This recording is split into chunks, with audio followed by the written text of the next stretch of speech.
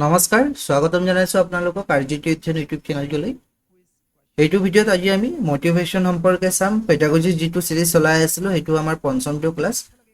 মোটিভেশ্যন টপিকটো আমি দুটা ক্লাছত কমপ্লিট কৰিম। আজি আমি ভিডিঅ'টোত কি আলোচনা কৰিম, আজি মূলতঃ ভিডিঅ'টোত চাম যে মোটিভেশ্যন হয় কি, মিনিং কি, তাৰ ডেফিনেশ্যন কি কি আছে, মোটিভেশ্যন সম্পৰ্কে কোনে কি কি ডেফিনেশ্যন দিছে, যিবিলাক বৈশিষ্ট্য আছে অভিৰুচন সম্পৰ্কে বা প্ৰেৰণা সম্পৰ্কে, টাইপছবিলাক কি কি আছে, মোটিভেশ্যনৰ ইম্পৰ্টেঞ্চ অৰ্থাৎ শিকনৰ ক্ষেত্ৰত মোটিভেশ্যনৰ কি ইম্পৰ্টেঞ্চ আছে, মোটিভেশ্যন চাইকেল কি হয়নো, আৰু লগতে কেইটামান MCQ চাম। ভিডিঅ'টো স্কিপ নকৰিব, সম্পূৰ্ণকৈ চাব, কাৰণ যদি আমাৰ ফাউণ্ডেশ্যন বিল্ড হয় তেতিয়াহ'লেহে আমি যিকোনো ধৰণৰ কুৱেশ্যন আহিলেও মোটিভেশ্যনৰ পৰা কৰিব পাৰিম। বহুতে মেছেজ কৰে MCQ ছেশ্যন আনিবলৈ, কিন্তু MCQতকৈ বেছি জৰুৰী হৈছে আমাৰ ফাউণ্ডেশ্যন বিল্ড কৰিলে MCQ বিলাক আমি এনেও কৰিব পাৰিম। ত' মোটিভেশ্যন শব্দটো আহিছে ক'ৰ পৰা? মোটিভেশ্যন শব্দটো আহিছে লেটিন শব্দ মুভেৰৰ পৰা আহিছে, যাৰ মিনিংটো হৈছে টু মুভ। অৰ্থাৎ টু মুভ যিহেতু কৈছে, মোটিভেশ্যনে আমাক কি কৰিব, বা কোনো এজন ব্যক্তিক কোনো এটা একশ্যনলৈ মুভ কৰাব, আৰু সেইকাৰণে আমি ক'ব পাৰোঁ motivation moves a person towards action. মোটিভেশ্যনে এজন ব্যক্তিক কামৰ ফাললৈ বা কৰ্মৰ ফাললৈ কিবা কৰিবলৈ গতি কৰায়।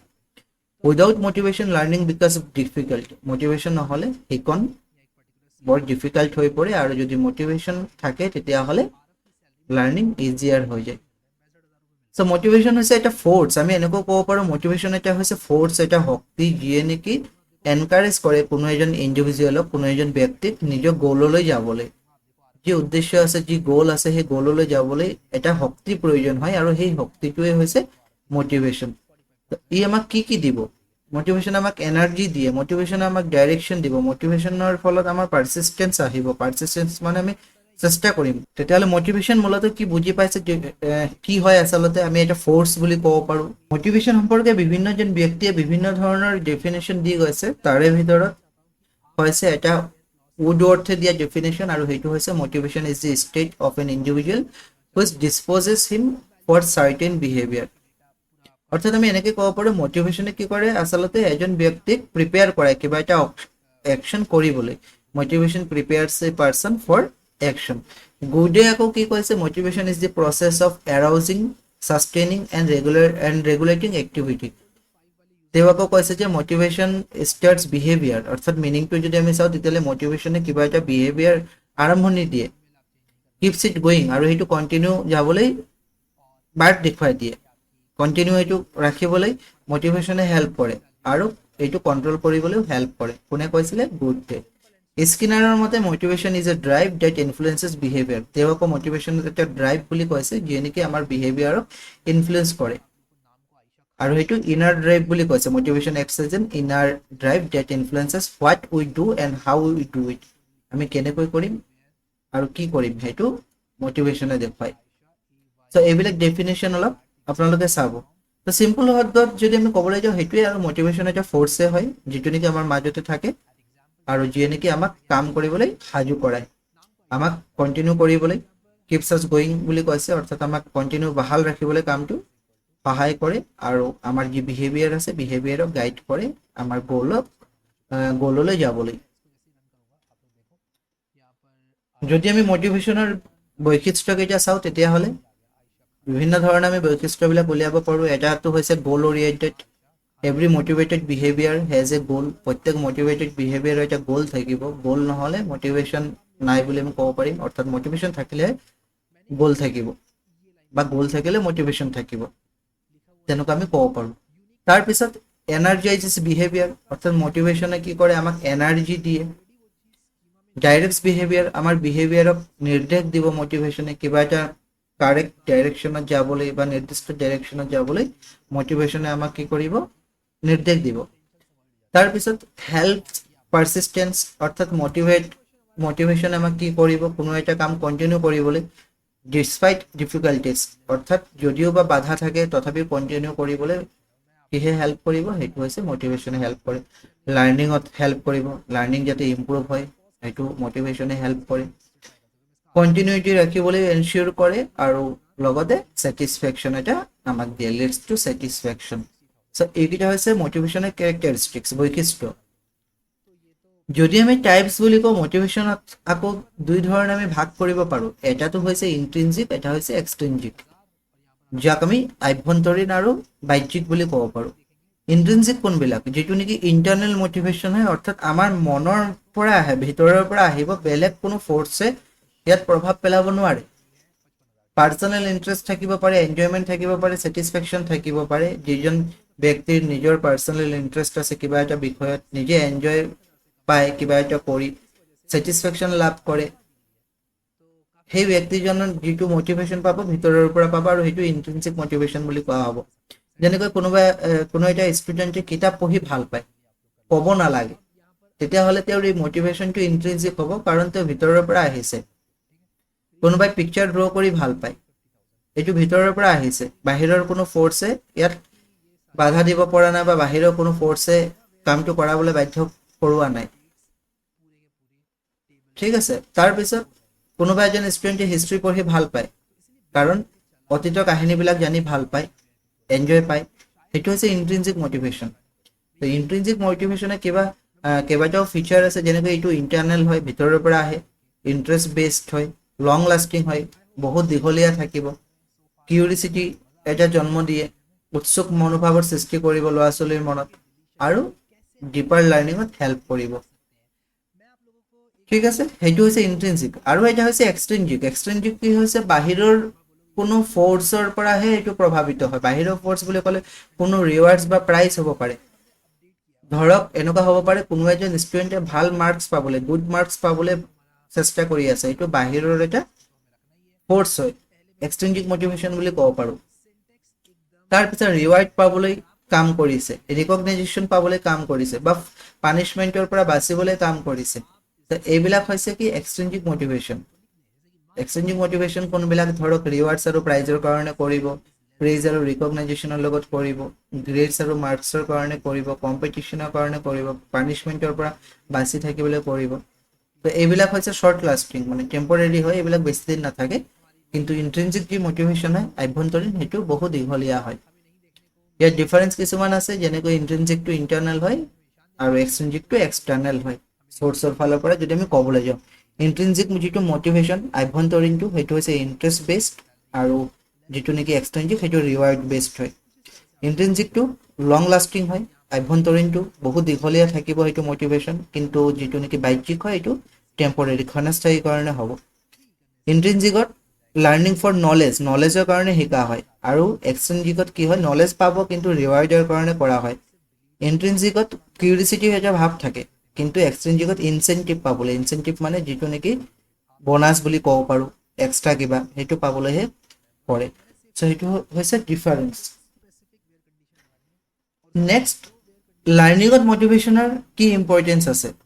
একেখিনি কথাই, লাৰ্ণিঙত কি কৰিব পাৰে, ইণ্টাৰেষ্ট ক্ৰিয়েট কৰিব পাৰে, এটেনশ্যন গেইন কৰাব পাৰে, অৰ্থাৎ এটেনশ্যন বঢ়াবও পাৰে। তাৰপিছত লাৰ্ণিং ইম্প্ৰুভ কৰাব পাৰিব, মেমৰি ইম্প্ৰুভ কৰাব পাৰিব, যদি মটিভেট হয় তেতিয়াহ'লে বস্তুবোৰ সোনকালে মনত থ'ব পাৰে। হাৰ্ড ৱৰ্ক কৰিবলৈ এনকাৰেজ কৰাব পাৰিব, কনফিডেঞ্চ এটা বিল্ড হয় মটিভেশ্যন যদি থাকে, মটিভেট যদি হয়। লগতে এচিভমেণ্ট ইম্প্ৰুভ কৰাব পাৰিব। আল্টিমেটলি মটিভেশ্যন ইজ দি কি ডেট আনলক্স দি ড'ৰ টু ছাকচেছ, অৰ্থাৎ সফলতাৰ যি দুৱাৰ, সেই দুৱাৰৰ চাবিকাঠি হৈছে মটিভেশ্যন। যদি মটিভেট নহয়, আপোনালোকৰ মনত যদি মটিভেশ্যন ভিতৰৰ পৰা নাহে, তেতিয়াহ'লে আপোনালোকৰ যি ড্ৰিম জব, সেই ড্ৰিম জবৰ চাবিকাঠিটো ক'ৰবাতে থাকি যাব, তেনেকুৱা কথা। চ' ইণ্টাৰনেল মটিভেট হ'ব লাগিব। বাহিৰৰ পৰা কোনোবাই কৈছে যে এইটো কৰিলে কিবা এটা ৰিৱাৰ্ড পাবি, কিবা এটা হ'ব, চ' এইবিলাক হৈছে এক্সট্ৰিনজিক, টেম্পৰেৰী হয়। তাৰপিছত আহিছোঁ আমি মটিভেশ্যন চাইকেল। মটিভেশ্যন চাইকেল আচলতে হয় কি, মটিভেশ্যন চাইকেল এটা নিৰ্দিষ্ট চক্ৰৰ দৰে কাম কৰে। এটা নিড যেতিয়া পূৰ হয়, পুনৰ কি হয়, সেই নিডটো নাইকিয়া হ'লে পুনৰ অন্য এটা নিড আৰম্ভ হয়। অৰ্থাৎ এনেকুৱা এটা চাইকেল, প্ৰথমত কি আছে, প্ৰথমত আছে নিড। নিডটো কি হয়, a deficiency or lack is felt, মানে কিবা এটা বস্তু অভাৱ ফিল কৰা হয়। এক্সাম্পল হিচাপে এতিয়া সকলোৰে কাৰণে এতিয়া চাকৰি হ'ব পাৰে, বা খুব সৰু এক্সাম্পল এটা দিওঁ, যে ল'ৰা ছোৱালীৰ কাৰণে মোবাইলটো এটা কি হয়, নিড হ'ব পাৰে, মানে নিড মানে তেওঁলোকে বিচাৰে, তেনেকৈ ক'ব পাৰোঁ। এনেতো হাংগাৰো হ'ব পাৰে, বা পানী হ'ব পাৰে, এইবিলাক গোটেইখিনি কি হয় নিডেই হয়। খাদ্য, কাপোৰ কানি এইবিলাক নিড, কিন্তু এক্সাম্পল আমি মোবাইল হিচাপে লৈছোঁ। মোবাইলটো হৈছে তেওঁৰ নিড, কোনো এজন ব্যক্তিৰ নিড হৈছে মোবাইল, আৰু সেই নিডৰ পৰা আহিব কি ড্ৰাইভ। ড্ৰাইভ আচলতে কি হয়, the need creates an internal force or urge. এই যে নিড আছে মোবাইলৰ, সেই নিডটোলৈ যাবলৈ, ফুলফিল কৰিবলৈ তেতিয়া এটা ফ'ৰ্চৰ প্ৰয়োজন হয়, আৰু সেই ফ'ৰ্চটোকে আমি কি বুলি কওঁ, ড্ৰাইভ বুলি কওঁ। যেতিয়া ড্ৰাইভে ক্ৰিয়েট কৰিব ইণ্টাৰনেল এটা ফ'ৰ্চ, তেতিয়া আহিব এৰাউজেল। এৰাউজেল মানে উত্তেজনা, জাগ্ৰত হ'ব, অৰ্থাৎ মেণ্টেল আৰু ফিজিকেল এক্টিভেশ্যন হ'ব। তাত মেণ্টেল আৰু ফিজিকেল এক্টিভেশ্যন হ'লে কাম কৰিবলৈ এলাৰ্ট হ'ব, কাম কৰিবলৈ ৰেডি হ'ব। ঠিক আছে, তাৰপিছত সেই এৰাউজেল অহাৰ পিছত গ'ল ডাইৰেক্টেড বিহেভিয়াৰলৈ গুচি যাব, অৰ্থাৎ মোবাইলটো আছিলে গ'ল, নহয় জানো? মোবাইলটো পাবলৈ বিহেভিয়াৰবিলাক চেঞ্জ হ'ব, নিজে কষ্ট কৰিব, একশ্যন দেখুৱাব। মানে গ'ল ডাইৰেক্টেড বিহেভিয়াৰত কি হ'ব, একশ্যন দেখুৱাব। প্ৰথমত এক্সাম্পল হিচাপে কি আছিলে, মোবাইলটো হৈছে নিড, তেওঁ জানে যে তেওঁৰ মোবাইলৰ প্ৰয়োজন হৈছে, আৰু সেই নিডলৈ যাবলৈ কিহে ফ'ৰ্চ ক্ৰিয়েট কৰিব, সেইটো হৈছে ড্ৰাইভে। ড্ৰাইভে এটা ইণ্টাৰনেল ফ'ৰ্চ সৃষ্টি কৰিব। ইণ্টাৰনেল ফ'ৰ্চটো সৃষ্টি কৰাৰ পিছত ব্যক্তিজন ফিজিকেলি মেণ্টেলি কি হ'ব, প্ৰিপেয়াৰ হ'ব, ৰেডি হ'ব, এলাৰ্ট হ'ব, যাক আমি এৰাউজেল বুলি কওঁ। তাৰপিছত গ'ল ডাইৰেক্টেড বিহেভিয়াৰ, অৰ্থাৎ কাম কৰিব, সেই মোবাইলটো পাবলৈ তেওঁ কাম কৰিব, তাৰপিছত এটা সময়ত এচিভ কৰিব। যেতিয়া এচিভমেণ্টটো আহিব, তেতিয়া মোবাইলৰ প্ৰতি যিটো এৰাউজেল মানে সৃষ্টি হৈছিল, যিটো নেকি উত্তেজনা বা যিটো জাগৰণ বুলি ক'ব পাৰোঁ সৃষ্টি হৈছিল, সেইটো কি হ'ব, লাহে লাহে ৰিডাকশ্যন হ'ব। ঠিক আছে, আৰু ৰিডাকশ্যনৰ পিছত পুনৰ এটা নতুন নিডৰ সৃষ্টি হ'ব। উদাহৰণস্বৰূপে মোবাইলটো আছিলে এণ্ড্ৰইড মোবাইল। তো এণ্ড্ৰইড মোবাইলৰ প্ৰয়োজন হৈছিলে, তেওঁৰ নিড আছিলে ড্ৰাইভ, এৰাউজেল, গ'ল ডাইৰেক্টেড বিহেভিয়াৰ, এচিভমেণ্ট, গোটেইখিনি পালে। এতিয়া লাহে লাহে এইটো ৰিডাকশ্যন হৈছে, কাৰণ এতিয়া তেওঁক লাগে আইফোন। চ' আইফোন লাগে, গতিকে এণ্ড্ৰইড মোবাইলৰ যিটো এৰাউজেল আছিলে সেইটো লাহে লাহে কমিবলৈ ধৰিলে, পুনৰ এটা নিডৰ সৃষ্টি হ'ল, আৰু সেই নিডটো পুনৰ এই একেটা চাইকেলতে গৈ থাকিব। তো এইটোক আমি কি বুলি কওঁ, চাইকেল অফ মটিভেশ্যন। কেইটামান কুৱেশ্যন আমি ইয়াৰ পৰা চাই লওঁ। Which of the following statements is not a correct characterization of motivation? অর্থাৎ মোটিভেশন সম্পর্কে বা অভিৰুচন সম্পৰ্কে, প্ৰেৰণা সম্পর্কে কোনটো বৈশিষ্ট্য নহয় বুলি কৈছে। Motivation satisfies the person biological needs to satisfy কৰে, এইটো সঁচা। It helps a person to achieve a goal, এটা গোল বা এটা লক্ষ্যত উপনীত হ'বলৈ সহায় কৰে, সেইটো সঁচা। Motivation makes an individual inactive, সেইটো হৈছে মিছা, কাৰণ মোটিভেশন যদি থাকে এজন ব্যক্তিক এক্টিভহে কৰে, ইনএক্টিভ নহয়, সক্ৰিয় কৰিব, নিষ্ক্ৰিয় নকৰে। So' option C will be the correct answer, কাৰণ এইটো ষ্টেটমেণ্ট ভুল দিছে, আৰু আমাক কোনটো ষ্টেটমেণ্ট ভুল সেইটোৱে উলিয়াব কৈছে। কুৱেশ্যন নম্বৰ 2 কি আছে, dash is the set of force that energize direct and sustain behaviour, অৰ্থাৎ আচৰণক শক্তিশালী নিৰ্দেশনা আৰু বজাই ৰখাৰ বলৰ সমষ্টি বুলি কৈছে। কি হয়, আৰু সেইটো হৈছে motivation. Option A. Which of the following is not an internal motivational force? Internal নহয় বুলি কৈছে। Goals, needs, attitudes আৰু feedback। তো ফিডবেকটো আহে বাহিৰৰ পৰা, কোনোবাই প্ৰেছ কৰিব, ৰিৱাৰ্ড দিব, সেইটো বাহিৰৰ পৰা, অৰ্থাৎ এইটো হৈছে এক্সটাৰ্নেল, ৰাইট। আৰু আমাক কুৱেশ্যনটো কি কৈছিলে, which of the following is not an internal motivational force. তো বাকীকেইটা ইণ্টাৰনেলে হয়, ফিডবেকটো ইণ্টাৰনেল নহয়, গতিকে অপশ্যন ডি হ'ব ইয়াৰ কাৰেক্ট আনচাৰ। ডেশ is considered A sign off motivated teaching, প্ৰেৰণাদায়ক শিক্ষাদানৰ এটা লক্ষণ বুলি কোৱা হয় কোনটো?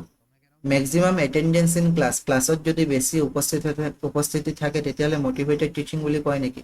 Remedial work given by the teacher, টিচাৰে যদি যি নিদানমূলক শিক্ষা দিয়ে, সেই নিদানমূলক শিক্ষা যদি দিয়া হয় তেতিয়াহ'লে মটিভেটেড টিচিং বুলি কয় নেকি?